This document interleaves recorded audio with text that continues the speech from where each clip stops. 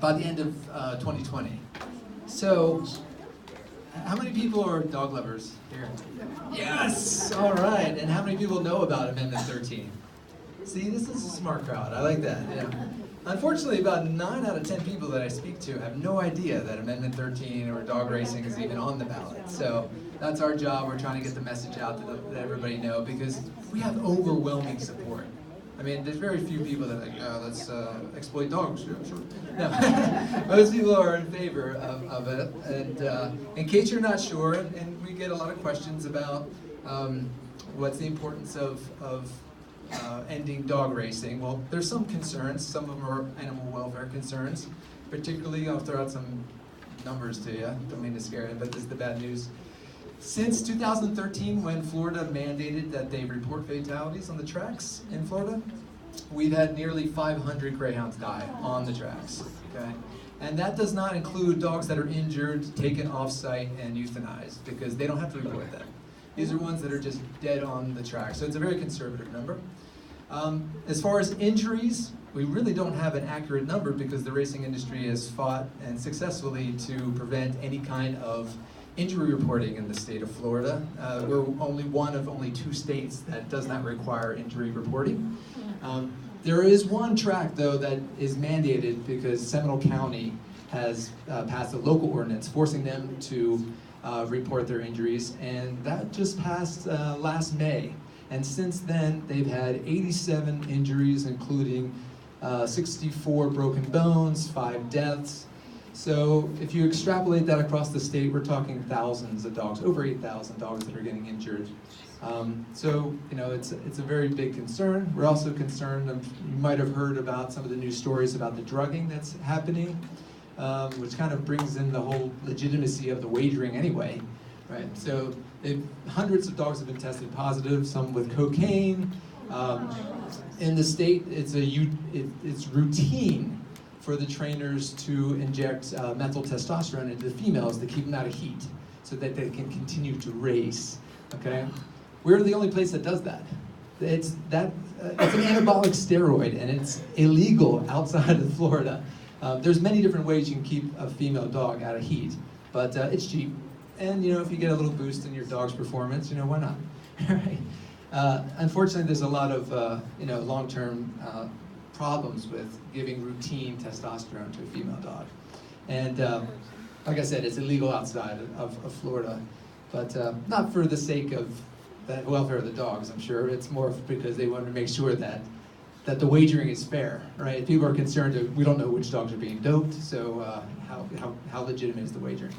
Anyway, and then there's also the confinement issue. You know, these dogs spend 20 to 23 hours in a small solitary cage. If you ever visit a kennel, there's just rows and rows of dogs stacked too high, one on top of each other. And basically they just have to be big enough for them to stand up and turn around. That's it. And they're in there for so long. It's cruel. I mean, dogs are, we all know that they're very social. They're pack animals. They want to, like, where's Mo right now? He's down there. Yeah, he loves people, you know. To stick a pack animal in a solitary confinement for, you know, upwards of 23 hours a day is just abusive. Okay. It's cruel. Yeah, absolutely. So, and then, there's other issues too. Even if you're not concerned, and occasionally I run into people that aren't concerned with animal welfare, it's fine. There's other reasons to vote yes on 13. If you are libertarian-minded and don't like the overreach of government, you might be persuaded by knowing that the tracks currently are forced to run the dogs in order to have other gambling activities. And they don't want it. A lot of them don't. Because they're losing collectively $30 million a year to run these dogs. So there's this strange coalition between the track owners, who don't own the dogs, by the way, they lease the dogs, and the animal activists, okay? So a lot of them have already expressed interest, if this passes, that they won't wait for the full phase out. They'll stop the racing immediately because they want to save money, right? And then also, if you're more of a fiscal conservative, you might also know that the state of Florida spends upwards of $3.3 million a year regulating the dog racing industry And that's above of the tax revenues that they get in from the gambling activities. So $3.3 million a year from you, the taxpayers, goes to subsidize this exploitation of greyhounds.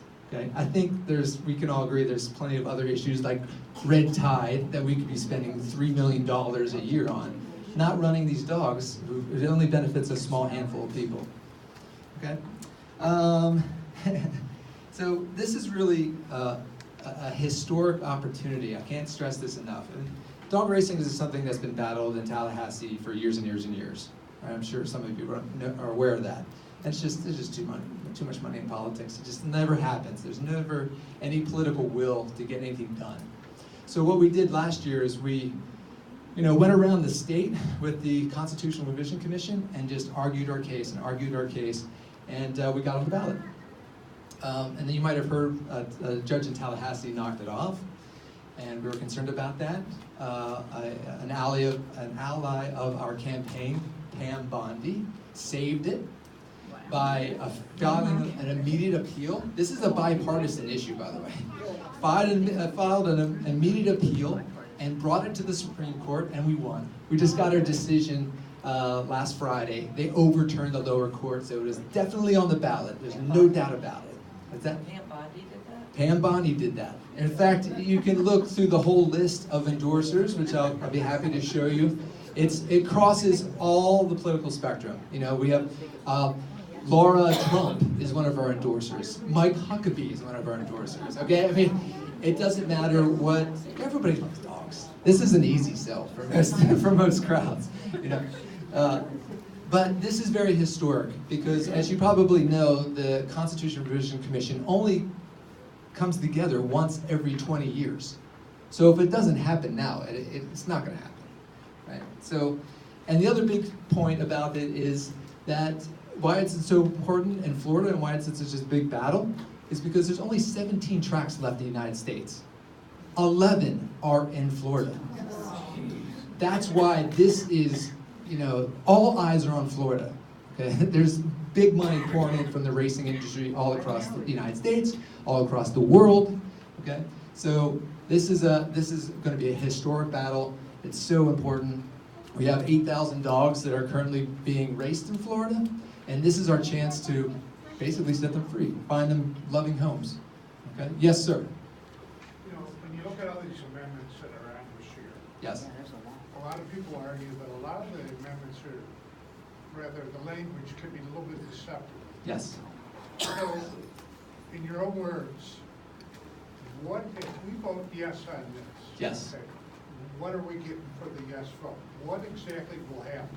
So that's a fantastic question, and I'm glad you brought that up because I have the actual amendment language and I have the actual ballot language that you're going to see. So Amendment 13, again, is the last statewide amendment that's going to be on the ballot, and it says, the title is Ends Dog Racing. Pretty straightforward, right? Now the judge in Tallahassee thought, oh, that might confuse Florida voters because they might think that's worldwide, that a Florida Constitution amendment would, I don't know, whatever. And then the actual language says, the sentence description is phases out commercial dog racing in connection with wagering by 2020. Other gaming activities are not affected. So we're not promoting gambling, we're not getting rid of gambling, nothing changes, we're just getting rid of the gambling on dogs. Just the dogs. It's very, very concise, all right? And it's not mixed with any other amendments. Yes, sir? I've heard some conversations about when the dog racing is ended, if it does, what will happen to the dogs. There's some conversation that the dogs will be shipped out to other countries that have dog racing, so then that would be a bad thing for the dogs. What do you know about that? Yeah. So there's dozens and dozens of organizations that are stepping up to adopt these dogs. I mean, this has been battled in 40 other states. There's 40 states that have it legal, and every time it comes up, the same thing is being put forth by the pro racing industry. We love our dogs, but if you make it illegal, we're gonna have to euthanize them or ship them out to some country or somewhere. And it never happens. It never happens. We always find loving homes for them. So it's not a problem. And remember, it's a phase out period. So what happens is, if it passes, and we need 60% of the vote to pass, then on January of next year, they have the option, the tracks have the option of stopping the racing. If they decouple it, that mandate, okay? But they don't have to. They can keep it going until the end of 2020. So by that time, there's a nice phase-out period. We can find homes. You know, if the breeders and the dog owners, if they love the dogs like they say they do, which I think most of them do, then they'll spend the money, the millions that they're making off the dogs, and find good homes for them. You know what I mean? And again, we've seen this again, state by state, and there's not an issue with that. Yes, another question. I was just wondering if anyone actually protests, like at the dog racetracks, against the Yes, racing. we have people that protest near the tracks, as long as it's public property, and I can step on private property. But yeah, absolutely. Because that would be another initiative. Absolutely. Oh yeah, definitely. Anything else? Do you have any yard signs? We do have yard signs, yeah, we have yard signs. And we have flyers we passed out, we have buttons, we have wristbands, we have all kinds of great stuff. So, and that's, you know, like I said, the main thing is we're trying to get the word out, let people know, because it's an easy sell. Most people love dogs. They want to see them not being abused or exploited. They want to see it to end. So, you know, talk to your friends, talk to your family, talk to your neighbors, you know, get them out there. I would encourage the organizations. We're always looking for endorsements. In fact, one second, here's the current, including Pam Bondi on here, but here's all the endorsements across the state so far. I just printed this up an hour before I came. So there's all these people here. We update it weekly, and on here is like, the city of Venice just passed a official resolution. Is the second city in the whole state that endorses Amendment 13. We got Indivisible from Ocala, who's one of our endorsers. So we'd love to have you endorse this as well. It doesn't cost anything, just visit the website. And if you're interested in jumping on our team, I got about 14 volunteers. And again, go to the website on there, protectdogs.org, and let's get this done. Thank you so much.